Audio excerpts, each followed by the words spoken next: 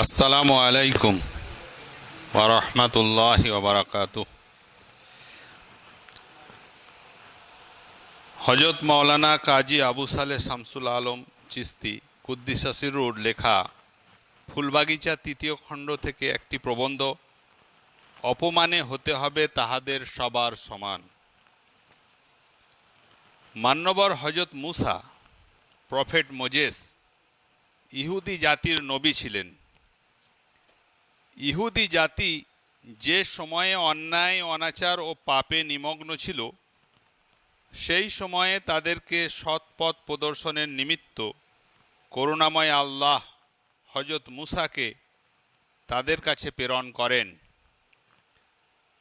আমরা পবিত্র কোরআনের বাণী থেকে বুঝতে পারি, জগতের সকল জাতির মধ্যেই করুণাময় আল্লাহ তার নবী বা বাণীবাহক প্রেরণ করেছেন। প্রত্যেক নবী আপন সম্প্রদায়কে একই মূলনীতির শিক্ষা দিয়েছেন। কোরআনের পরিভাষায় সেই মূলনীতিগুলোই ইসলাম। সুতরাং দেখা গেল, ইসলাম সকল জাতির মধ্যেই প্রচারিত হয়েছে এবং যারা আপন যুগের নবীর অনুসরণ করে ধর্মের মূলনীতিগুলো মেনে নিয়েছে, তারাই কোরআনের মূল সূত্রানুযায়ী মুসলিম বলে অভিহিত। পবিত্র কোরআনের ঘোষণা, সকল জাতির নবী শ্রদ্ধেয়, অপাপবিদ্ধ, সমালোচনার ঊর্ধ্বে। তবে তাঁরাও মানুষ, তাঁরা উপাস্য নন। সৃজন পালন সংহার তাঁদের হস্তে নেই। ধন মান জ্ঞানের মালিক তাঁরা নন। আমরা এখন ইহুদি জাতির নবী হজরত মুসার পবিত্র জীবনচরিত্রের কিয়দংশ তোমাদের শোনাব। হজরত মুসার জীবনালেখ্য অত্যন্ত গুরুত্বপূর্ণ এবং মানবের জন্যে খুবই শিক্ষামূলক। তাই পবিত্র কোরআনের বহু স্থলেই হজরত মুসার ঘটনাবহুল জীবনচরিত্রের কিছু কিছু বর্ণিত হয়েছে। কিরূপ পরিবেশে হজরত মুসার আবির্ভাব ঘটে, প্রথমেই সে সম্বন্ধে কিছু আলোচনা করতে হয়। সেই সময়ে মিশর দেশে দুই সম্প্রদায়ের লোক বাস করত, কিবতি ও ইসরায়েল। কিবতিগণ ছিল মূর্তি পূজক, শিক্ষায় অনগ্রসর, প্রায় অসভ্য ও বর্বর। ইসরায়েল জাতি ছিল শিক্ষা ও সভ্যতায় উন্নত। হজরত ইব্রাহিমের অন্যতম পুত্র ছিলেন হজরত ইসহাক। হজরত ইসহাকের পুত্র ইয়াকুবের অপর নাম ছিল ইসরায়েল। এরই বংশধর বনি ইসরায়েল বা ইসরায়েল সম্প্রদায়। মিশরের বাদশাহ ফারাও বা ফিরাউন তার মন্ত্রী হামানের পরামর্শে ঘোষণা করেন, তিনি নিজেই দেশের মানুষের খোদা বা উপাস্য নমস্য প্রভু এবং তার ঘোষিত ধর্ম গ্রহণ করলে বাদশাহের অনুগ্রহ ভাজন হওয়া যাবে। কিবতিরা বাদশাহের ধর্ম গ্রহণ করে তারই অনুগত ভক্ত হয়ে উঠল। কিন্তু ইসরায়েল জাতি এই অযৌক্তিক বাণী বা অধর্মের কথা মেনে নিতে পারল না। তাই তারা বাদশাহের কোপানলে পতিত হয়ে নির্যাতিত হতে লাগল। কিবতিরাও রাজকীয় আদেশ ও ইঙ্গিতে ইসরায়েলদের সঙ্গে বিবিধ নির্যাতনমূলক আচরণ করতে লাগল। ইসরায়েল জাতি উচ্চ পদমর্যাদা, সরকারি চাকুরি এবং বিবিধ নাগরিক অধিকার থেকে বঞ্চিত হতে লাগল। তারা নির্যাতিত ও নিষ্পেষিত হয়েও রাজদরবারে ন্যায় বিচার পেত না। পথে ঘাটে তারা লাঞ্ছিত ও উপহসিত হতো, কিন্তু তবুও তারা সঠিক ধর্ম পরিত্যাগ করতে চাইল না। ইসরায়েলরা এই অত্যাচার ও নির্যাতনের জন্য আল্লাহর নিকটে আবেদন নিবেদন ও ফরিয়াদ করতে লাগলো। কারণ তৌহিদপন্থীদের নিকটে এক আল্লাহর শরণাপন্ন হওয়া ব্যতীত গত্যন্তর নেই। এক আল্লাহতে বিশ্বাসী হওয়ার কারণে তারা ধর্মত্যাগী হতে পারল না। পার্থিব সুখ সম্পদকে গুরুত্ব না দিয়ে তারা পারলৌকিক সুখ শান্তির দিকেই লক্ষ্য রাখল। একদা ফিরাউন স্বপ্নে দেখেন সিরিয়া দেশ থেকে এক জ্বলন্ত অগ্নিশিখা ক্রমশ উদ্দীপ্ত হয়ে মিশরে এসে প্রবল আকার ধারণ করল এবং কিবতীদের ঘরবাড়ি, ফিরাউনের রাজপ্রাসাদ, সুরম্য অট্টালিকা ও উদ্যান সব কিছু দগ্ধীভূত করে ভস্মস্তূপে পরিণত করল। এ স্বপ্ন দেখে ফিরাউন খুবই ভীত ও বিচলিত হলেন। প্রভাতে জ্যোতিষীদের আহ্বান করে তাদের নিকটে এই দুঃস্বপ্নের তাৎপর্য কি জানতে চাইলেন। জ্যোতিষীগণ অনেকক্ষণ চিন্তা গবেষণা করার পর বললেন, বাদশাহ জাহাপানা, সিরিয়া দেশবাসী নবীদের বংশধরের মধ্য থেকে অর্থাৎ ইসরায়েলীয়দের মধ্যে এমন একজন মহাপুরুষ জন্মগ্রহণ করবেন যিনি স্বয়ং বাদশাহ ও কিবতীদের ধ্বংসের কারণ হবেন। একথা শ্রবণ করে রাজা ফারাও খুবই ভীত ও বিচলিত হলেন। মন্ত্রী হামানের পরামর্শে রাজা এখন ফরমান জারি করলেন, ইসরায়েলীয়দের যত শিশু সন্তান আছে সকলকেই বধ করা হোক এবং ভবিষ্যতেও যারা জন্মগ্রহণ করবে তাদের কাউকে জীবিত না রাখা হয়। কর্মচারীগণ বাদশাহের হুকুম তামিল করতে লাগল। বাদশাহ ফিরাউনের দেহরক্ষী ছিলেন ইমরান নামক এক ইসরায়েল বংশীয় ব্যক্তি। তার পত্নীর একটি পুত্র সন্তান সেই সময়ে জন্মগ্রহণ করে। তখন ইমরানের পত্নী রাজকর্মচারীগণের ভয়ে একটি সিন্দুকের মধ্যে শিশুকে ভরে দিয়ে নীল নদে আল্লাহর হেফাজতে ভাসিয়ে দেন। সিন্দুকখানি নদীতে ভাসতে ভাসতে একটি নহরে প্রবেশ করে। সেই নহর বাদশাহের রাজপ্রাসাদের নিকটবর্তী উদ্যান পর্যন্ত প্রবাহিত ছিল। সিন্দুকটি রাজার উদ্যানের নিকটে পৌঁছতেই বাদশাহ ও তার সহধর্মিণী পুণ্যবতী রমণী আসিয়ার নজরে পড়ে। আসিয়া সেই সিন্দুক তুলে দেখেন ভেতরে এক অপরূপ সুন্দর শিশু সন্তান। ওই শিশুটি প্রতিপালন করার জন্যে আসিয়া কাকুতি মিনতি সহকারে ফিরাউনের নিকটে আবেদন জানালেন। ফিরাউনও ছিলেন নিঃসন্তান, কাজেই তিনি তাতে সম্মতি জ্ঞাপন করলেন। সেই শিশুই হচ্ছেন হযরত মুসা। তৎকালীন প্রথানুযায়ী শিশুকে স্তন্যপান করাবার জন্যে ধাত্রী অনুসন্ধান করা হলো। রাজগৃহে অনেক ধাত্রী এলো গেল, কিন্তু উপযুক্ত ধাত্রী মিলল না।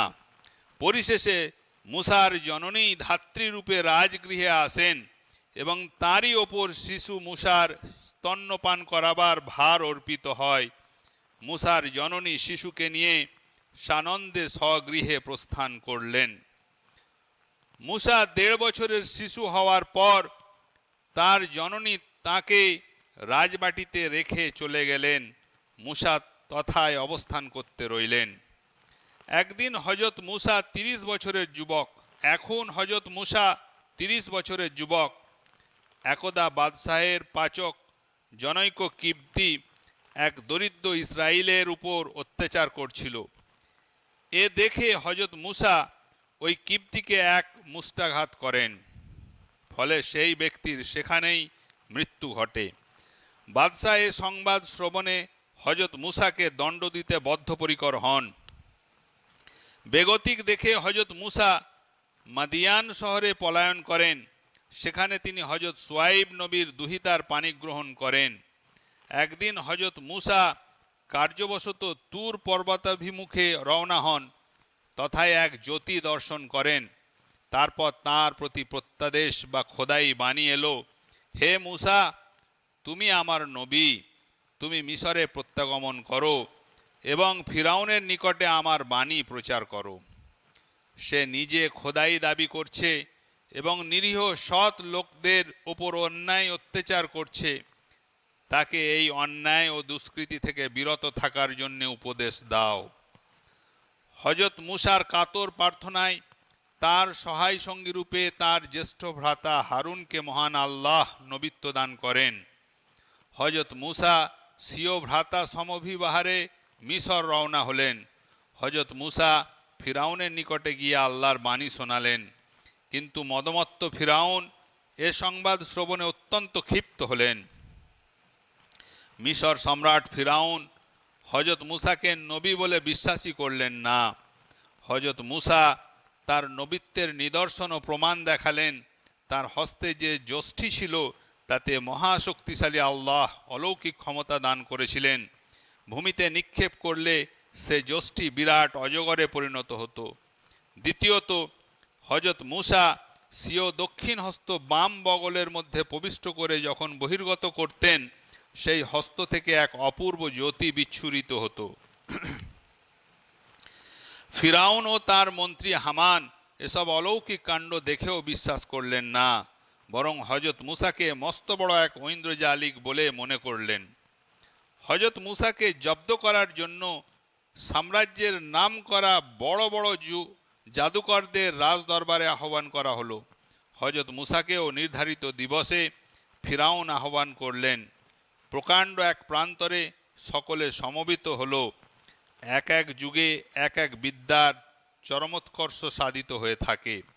তবে সেই যুগের নবীকেও সর্বশক্তিমান আল্লাহ এরূপ ক্ষমতা দান করেন যে নবীর মুজিজা বা অলৌকিক ক্ষমতার সম্মুখে তৎকালীন বিদ্যার গর্ব চূর্ণ হয়ে যায়। ফলে খোদাদ্রোহী মানুষেরা সাধারণত নবীর বশ্যতা স্বীকার করতে বা তাকে নবী বলে মেনে নিতে বাধ্য হয়ে থাকে। হযরত মূসার যুগে জাদু ও ইন্দ্রজাল বিদ্যায় মানুষ বেশ পারদর্শিতা লাভ করে। তাই মহাকৌশলী আল্লাহ হযরত মূসাকে এরূপ ক্ষমতা দান করেন যে তৎকালে প্রচলিত জাদুবিদ্যা হযরত মূসার মুজিজা বা অলৌকিক ক্ষমতার সম্মুখে নতি স্বীকার করতে বাধ্য হয়। বিরাট তোড়জোড়, রাজকীয় ব্যয় নির্বাহে তুমুল আয়োজন, হাজার হাজার দর্শক, একদিকে হযরত মূসা ও তাঁর ভ্রাতা হযরত হারুন, আর অপরদিকে সাম্রাজ্যের সব প্রসিদ্ধ ইন্দ্রজালিক, জাদুবিদ্যায় পারদর্শী ওস্তাদ শিল্পী। কে হারে কে জেতে দেখার জন্যে স্বয়ং বাদশাহ ফিরাউন এবং রাজ্যের সব বড় বড় হোমরা চোমরা লোকও এক দৃষ্টে তাকিয়ে আছেন। সরকারি জাদুকরেরা জিজ্ঞেস করল, হে মূসা, আপনি প্রথমে আপনার কর্ম আরম্ভ করবেন নাকি আমরাই আরম্ভ করব? হযরত মূসা বললেন, আপনারাই প্রথমে আপনাদের কার্য আরম্ভ করুন। তখন জাদুকরেরা তাদের জাদুবিদ্যার কিছু মাল মশলা মিশ্রিত যষ্টিগুলো ভূমিতে নিক্ষেপ করল। দেখা গেল সেগুলো সর্পের ন্যায় প্রতীয়মান হয়ে বাতাসে উড়তে লাগলো। এবার হযরত মূসা তার হস্তস্থিত যষ্টি ভূমিতে নিক্ষেপ করলেন। সেই যষ্টি বিরাট ভয়াবহ অজগরে পরিণত হয়ে জাদুকরদের নিক্ষিপ্ত আপাত প্রতীয়মান সর্পরূপী যষ্টিগুলো উদরস্থ করে ফেলল। এবার সে তার বিরাট মুখ হাঁ করে বহু দূর পর্যন্ত দীর্ঘায়িত হয়ে ফোঁস ফোঁস করতে লাগলো। এ দৃশ্য দেখে সকল লোকে, এমনকি স্বয়ং জাদুকরেরাও যে যেদিকে পারল প্রাণ ভয়ে পলায়ন করল। জাদুকরেরা কিন্তু বুঝতে পারল হযরত মূসা জাদুকর নন, তিনি নিশ্চয়ই খোদাই শক্তিবিশিষ্ট রসুল বা আল্লাহর প্রেরিত দূত। তাই তারা পরে হযরত মূসার নিকটে এসে তাকে রসুল বলে স্বীকার করল এবং তার ধর্মে দীক্ষা গ্রহণ করল। ফিরাউন এ সংবাদ শ্রবণ করে অত্যন্ত ক্রুদ্ধ হলেন। তাই তার আদেশে সেই জাদুকরদের নির্মমভাবে হত্যা করা হয়। চতুর্দিকে হযরত মূসার জয় জয়কার পড়ে গেল। সম্রাট ফিরাউনের বিদ্বেষানল জ্বলে উঠল। সারা দেশে হযরত মূসার অনুসারী তথা ইসরায়েলদের উপরে ফিরাউনের নির্যাতনের মাত্রাও বাড়ল। কিপ্তিরাও সরকারি সহায়তায় রাজ্যের সর্বত্র ইসরায়েলদের উপরে অমানসিক নিপীড়ন করতে থাকে। এমনকি তাদের উপাসনাগৃহ দখল করে নিজেদের বাসভূমিতে পরিণত করতে থাকে। কবি কি সুন্দরী না গেয়েছেন, দেখিতে পাও না তুমি মৃত্যুদূত দাঁড়ায়েছে দ্বারে, অভিশাপ আঁকি দিল তোমার জাতির অহংকারে। নির্যাতিত ইসরায়েলরা বিশ্বপ্রভু আল্লাহর কাছে ফরিয়াদ করতে থাকে। উৎপীড়িতের ক্রন্দনরোল আকাশে বাতাসে ধ্বনিত হতে থাকে। মজলুম শোষিত জনগণের হৃদয় বিদারক হা হুতাশ খোদার আসন আরস কাঁপিয়ে দেয়। হযরত মুসা এহেন পরিস্থিতিতে ইসরায়েলদের ওই নির্যাতন থেকে মুক্ত করার জন্য দরবারে ইলাহিতে আবেদন জানান। বিশ্বপ্রভু আল্লাহর করুণা সিন্ধুতে এবার ঢেউ খেলল। আল্লাহর বাণী অবতীর্ণ হলো, হে মুসা, এখন তোমার সাঙ্গপাঙ্গ সহ মিশর থেকে হিজরত করো। হযরত মুসা তার লোকজন সহ অন্ধকার গভীর নিশীতে নীল নদ পেরিয়ে অন্যত্র নিরাপদে চলে গেলেন। এ সংবাদ ফিরাউনের কর্ণগোচর হতে চতুর্দিকে সাজ সাজ রব পড়ে গেল। হাজার হাজার সৈন্য সামন্ত সঙ্গে নিয়ে সম্রাট ক্ষিপ্র বেগে হযরত মুসার পশ্চাৎ ধাবন করলেন। কিন্তু নীল নদ পেরোতে গিয়ে ফিরাউন সদল বলে নদীর অতল জলে নিমগ্ন হয়ে মৃত্যুমুখে পতিত হলেন। হযরত মুসা খোদাই আদেশে পুনরায় মিশরে প্রত্যাবর্তন করেন। তখন দেখা যায় ফিরাউনের অনুগত ভক্ত তথা কিপ্তিগণের ঘরবাড়ি জনশূন্য প্রায়, কেবল নারী ও শিশু এবং মুষ্টিমেয় কতিপয় বয়ঃপ্রাপ্ত মানুষ রয়েছে। সেই সময় ওই সকল কিপ্তিদের অবস্থা এরূপ শোচনীয় ও মর্মান্তিক হয় যে ইসরায়েলদের দাসত্ব করে তাদের জীবন নির্বাহ করতে হয়। কবিগুরু গেয়েছেন, মানুষের অধিকারে বঞ্চিত করেছ যারে, সম্মুখে দাঁড়ায় রেখে তবু কোলে দাও নাই স্থান, অপমানে হতে হবে তাহাদের সবার সমান। আসসালামু আলাইকুম।